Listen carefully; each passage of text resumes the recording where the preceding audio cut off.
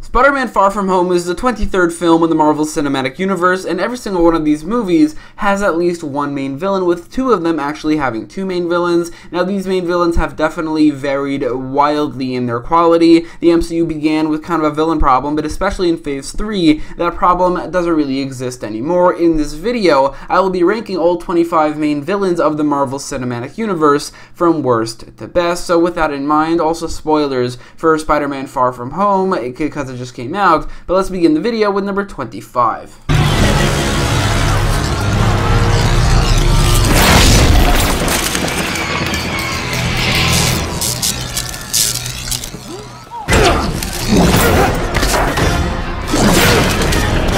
Whiplash, the main villain of Iron Man 2, is my personal least favorite villain in the Marvel Cinematic Universe. I don't find him threatening. In fact, I find him a lot more annoying than anything. His rivalry with Tony isn't great. I mean, he isn't really Tony's main concern in the movie. Like, most of the movie, Tony's main concern is the fact that he's being poisoned by the arc reactor, and it's only like in the beginning where he's on that racetrack, as well as in the end when he's fighting him, that he cares about Whiplash at all, so that rivalry just doesn't work. He had terrible dialogue. In terms of his abilities, he's really just Ironmonger in terms of the villain with just electric whip, so that just doesn't really add much at all in terms of the ability aspect of it. So Whiplash in the end is my least favorite villain in the MCU.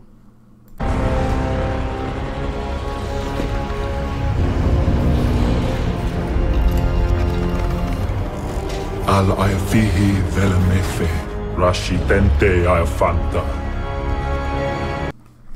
Malekith is just about the most boring villain in the franchise. His motivation, his design, his dialogue, just about everything about him is the most generic a villain can be, the most boring a villain can be as well. Malekith isn't actively annoying like Whiplash, so he's going to be a little bit higher than him, but he's certainly the most generic villain in the franchise, and he really did not help Thor: The Dark World at all from it just being one of the worst movies in the MCU. Faces. You said you wanted the Mandarin. You're looking right at him. It was always me, Tony. Right from the start. I am the Mandarin! Aldrich Killian was a pretty good villain. Honestly, I think his abilities were cool, and I think that his motivation worked pretty well for the movie, and overall, not a bad villain, and I don't think he's the third worst villain in the MCU, but the problem is, and the reason he's a lot lower on the list, is because he basically embodies the disappointment of the third act in Iron Man 3, or at least everything past the twist. We went from having a very menacing and interesting villain played by a great actor in the Mandarin, the fake Mandarin that it turns out to be, to a much more generic, boring, and not as threatening villain who, while he isn't terrible at all, is just the embodiment of disappointment in this movie. So because of that, he's going to be pretty damn low on this list. You'll be ready the day you can knock me down as yourself. This is that moment. This is that moment, Beers. Turn off the light show and prove to me you can beat me without... Yon-Rogg had basically no menace to him because of how much more powerful Captain Marvel is compared to him, and considering he's not like a villain in the background, there's just really no excuse for that, meaning that while they probably did that on purpose, it ends up being that Yon-Rogg is not a very good villain at all, and he just doesn't have anything like being the villain in the background, or maybe some cool plan, or something like that, to make him a good villain, because he's just not threatening or menacing at all, and there's really nothing there. He basically has no right to call himself the villain of this movie, but it turns out there's really nobody else.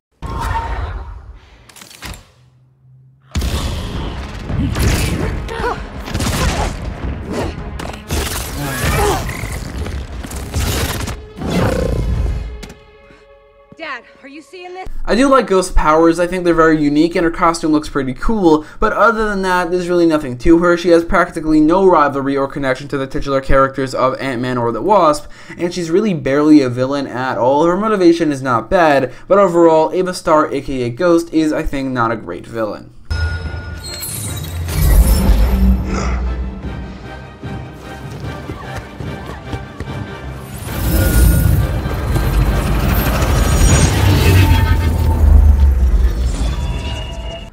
Caecilius is a fairly boring villain, and honestly, I can't really point to why. I think the actor does a pretty good job in the role. I think he has some pretty great dialogue, and his motivation is not bad and how it ties into the Ancient One and also Dormammu, but there is just something about him that makes him so forgettable, and he just doesn't have as much of an impact as he should. So while I don't really 100% know why Caecilius is as forgettable as he is forgettable, so he's going to be low on the list. I will unfurl 1,000 years of Kree justice on Xandar and burn it to its core. Then Thanos, I'm coming for you. Ronan served his purpose as the enemy the Guardians of the Galaxy needed to come together to defeat, but other than that, there isn't really much of substance to him. I like his design, I like his powers, but that's really about it. Ronan doesn't really have enough development. I think his dialogue is weak, and I think that there could have been a pretty good rivalry there between himself and Drax, and just himself and the Guardians as a whole, but it ended up being not great, but also not bad either. I just think overall, he's probably just an okay villain. I never had a taste for this sort of thing, but I must admit, I'm deeply enjoying the suit.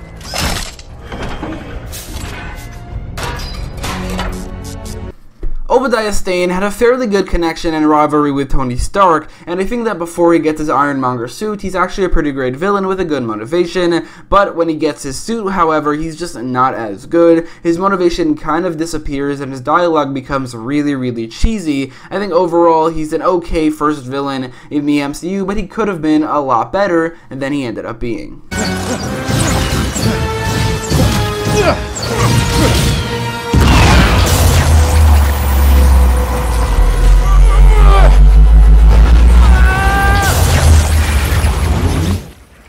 Dormammu didn't appear very much in Doctor Strange. In fact, he was really only in one scene, but that scene was quite possibly the best scene in the movie, and I think Dormammu had just a presence throughout the movie that creates a rivalry between himself and Strange that is very much solidified in that scene, and I think all of that made Dormammu a pretty good villain in spite of his lack of screen time, but definitely a very intriguing villain that I would like to see again in the future, probably in Doctor Strange 2 or 3, or maybe even in an Avengers movie, because he is certainly an Avengers level threat.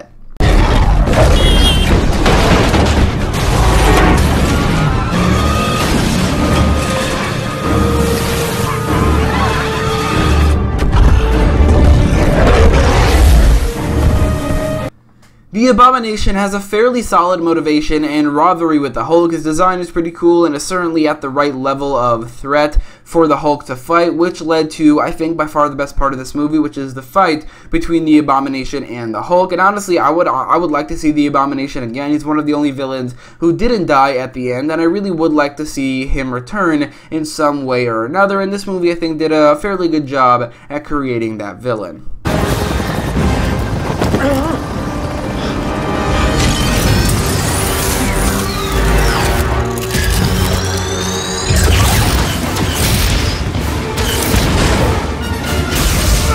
Out of all the generically evil, same powers as the hero villains with fairly boring motivations that the first two phases of the MCU were heavily criticized for, I think Yellow Jacket has got to be my favorite, partially because of his costume and design, which I think looks so cool. It really enhances the fight scenes he appears in. Darren Cross has a fairly good rivalry with Scott, but it's definitely his rivalry with Hank Pym that I think really works in Ant-Man. In the end, while Yellow Jacket is certainly not a great villain, as again, he is generic and just generically evil, he has the exact same powers as Ant-Man, which can be a little bit boring, and his motivations aren't great, but I do think he isn't bad either, and he's definitely my favorite out of all of those types of villains that the MCU kind of went past. Fire upon them!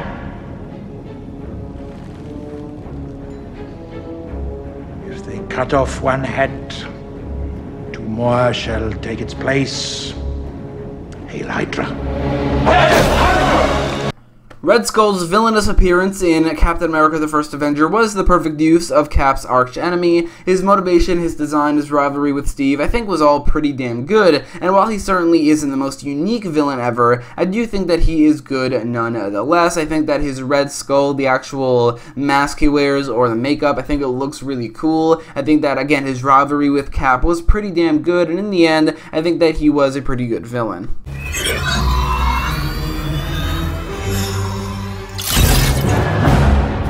Bring us back! No!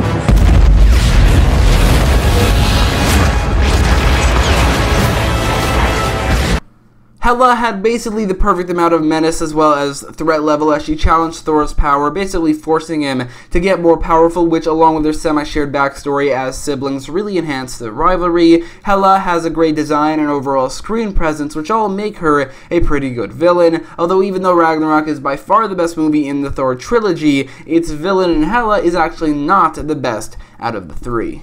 I think you're confusing peace with quiet. Yeah, what's the vibranium for? I'm glad you asked that because I wanted to take this time to explain my evil plan.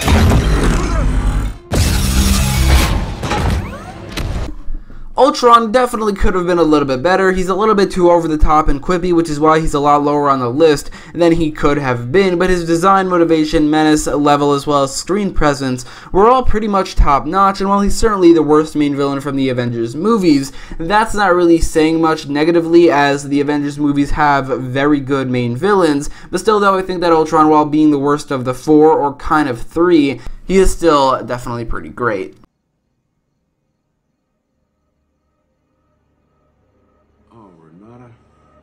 I wish you would have knocked.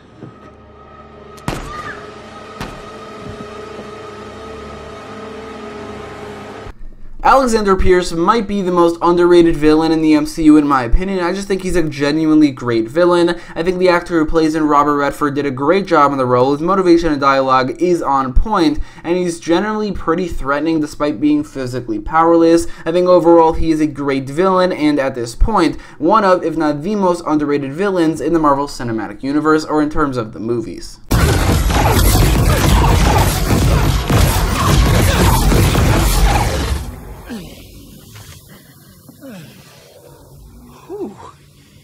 In the hell do you think you are? Starting off the top 10, we have Ego from Guardians of the Galaxy Volume 2, which is a movie that immensely improved on its villain over the predecessor. Ego is a very unique villain with his backstory, abilities, motivation, and his connection to the main character, Star-Lord, which makes for, I think, a great overall rivalry between them and a great, very, very unique villain in Ego. Slowly, intimately, in every way he knows you fear. And then he'll wake just long enough to see his good work. And when he screams, I'll split his skull. This is my bargain, you mewling quim. Loki is one of the two villains to be the main villain of two different movies in the MCU, and as it happens, both of those villains were some of the best in the franchise in both of their movies. While Loki's motivation I don't think is as strong here as his first movie, Loki is still a great villain with a great, very good rivalry with basically every single member of the Avengers, which works so well for the movie. Now, I did put this version of Loki higher than the one from Thor in my previous version of this video, but I looked back at all the movies from the Marvel Cinematic Universe, and for the point of this, what I'm making now, both Thor and Avengers, I think that overall his version in Thor is better, but not really that much better, and I'll get to that one in just a little bit.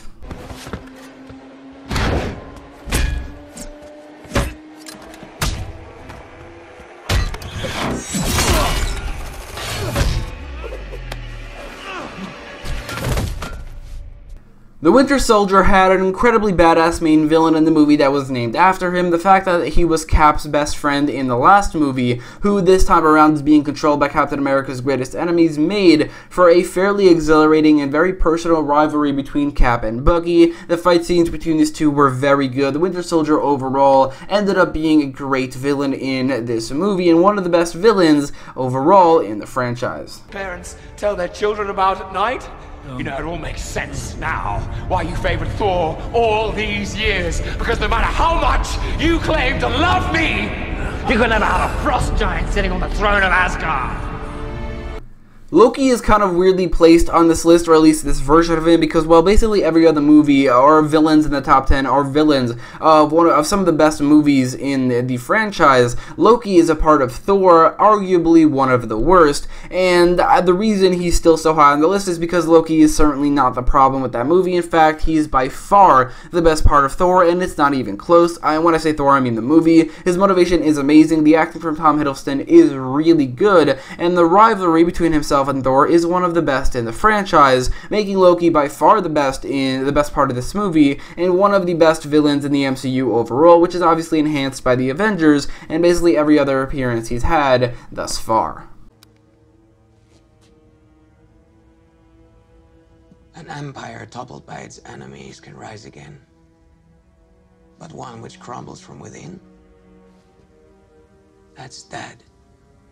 Baron Zemo in Captain America Civil War is the ultimate behind-the-scenes villain. His motivation, I think, was excellent, and the fact that it was directly caused by the previous Avengers movies worked so well in this movie. I really loved his plan and how it fits into and also causes a large portion of the Civil War between the Avengers, and I think Baron Zemo ended up being one of the most impactful villains in the MCU, despite his lack of any physical menace or abilities, as he basically helped tear the Avengers apart. Baron Zemo, I thought, was one of the best villains in the MCU, in spite of a lot of things that he is lacking to really be a great villain, and because of that, I think he definitely deserves to be fairly high on the list.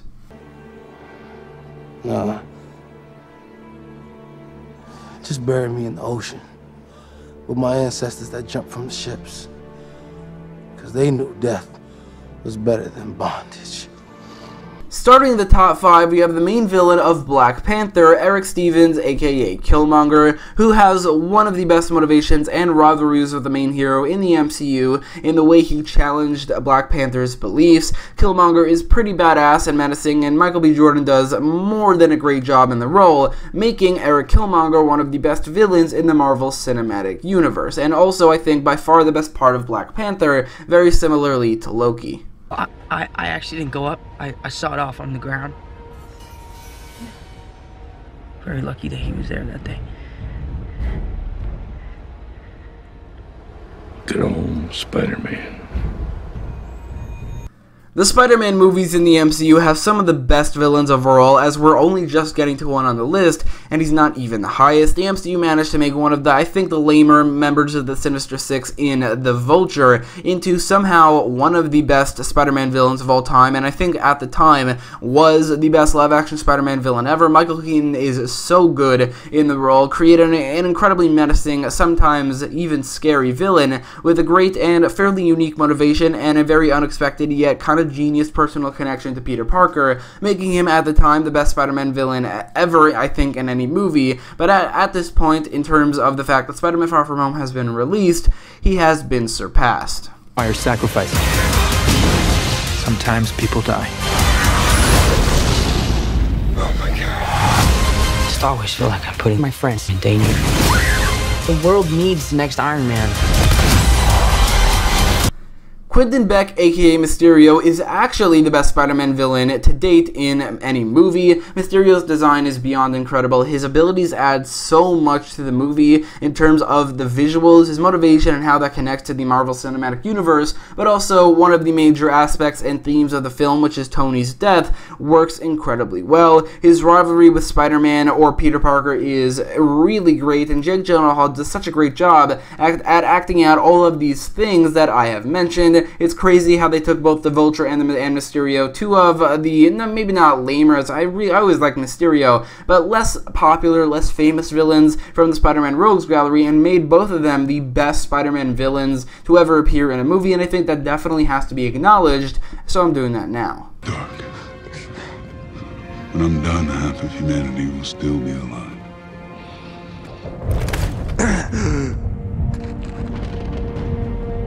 I hope they remember you. Obviously, the best and most iconic villain in the Marvel Cinematic Universe is the main villain of the Infinity Saga, Thanos. Now, they're not tied, Thanos in Endgame and Thanos in Infinity War. Thanos in Endgame is number 2, while Thanos in Infinity War is number 1, but I thought, why don't I just talk about both of them at the same time right here, but keep in mind that that is number 2 and 1, Thanos in Endgame, and then Thanos in Infinity War. Thanos' role in Endgame was certainly not as good as in Infinity War, but the difference there isn't really big enough for any other villain in the MCU like Mysterio, the Vulture, Killmonger, to be higher, despite the fact that they are all great. His motivations are so good, his threatness level, the CGI for the character, and the great rivalries with basically every member of the Avengers, but mainly Iron Man and Thor, make Thanos in Endgame a terrific villain and the second best overall, next to Thanos in Infinity War, who is just incredible. He had more overall screen time in Infinity War, as the character was kind of the main character of the movie, and certainly the character with the most screen time, and this allowed the movie to perfectly really craft his character, his motivation, his rivalry with the Avengers, and his threat level, which I think are all heavily improved on the comics. Avengers Infinity War not only made Thanos a household name, but also made him one of the most iconic movie villains of all time, which I think is well deserved. So anyway, let me know your list in the comments down below, and if you like this video, make sure to leave a like, share, and subscribe, and check out more Marvel Cinematic Universe rankings I have made on this channel, and as always, thanks for watching.